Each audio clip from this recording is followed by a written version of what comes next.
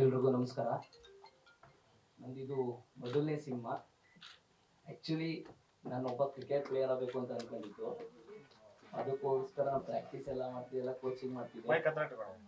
P U ಮಾಡೋ ಸಂದರ್ಭದಲ್ಲಿ ನಾವು ಅಪ್ಪಾಜಿ ಜೊತೆ ಕುತ್ಕೊಂಡು ಮಾತಾಡ್ತಿದ್ದೆ. ಆಗ ಅವ್ರಂದ್ರು, ಅವ್ರ ಕನ್ಸು ಹೇಳಿದ್ರು, ನಾನು ಹಿಂಗೆ ಹೋಗಿದ್ದೆ ಕಣಪ್ಪ ಬೆಂಗಳೂರಿಗೆ, ಬಟ್ ಆಗ ಸಪೋರ್ಟರ್ಸ್ ಯಾರು ಇರಲಿಲ್ಲ ನನಗೆ ಅಂತ. ಆಗ ಸರಿ ನಾನೇನು ಮಾಡಿದೆ, ಇಲ್ಲ ನಾನು ಈಡೇರಿಸ್ತೀನಿ, ಯಾಕೆಂದರೆ ನಮಗೋಸ್ಕರ ಅಷ್ಟೆಲ್ಲ ಕಷ್ಟಪಡ್ತಾರೆ, ನಾವು ಕೇಳಿದ್ದೆಲ್ಲ ಮಾಡ್ತಾರೆ, ಅವ್ರಿಗೋಸ್ಕರ ನಾವೇನಾರು ಮಾಡ್ಬೇಕಲ್ವಾ ಅನಿಸಿ ನಾನು ಕ್ರಿಕೆಟ್ ಕೋಚಿಂಗ್ ಬಿಟ್ಟು ನಾನು ಚಿತ್ರರಂಗಕ್ಕೆ ಬರ್ತೀನಿ ಅಂತ ಹೇಳಿ ಮೈಸೂರು ಕಲಾಮಂದಿರದಲ್ಲಿ ನಾನು ನಾಟಕ ಪ್ರಾಕ್ಟೀಸ್ ಮಾಡಿದೆ ಫಸ್ಟು.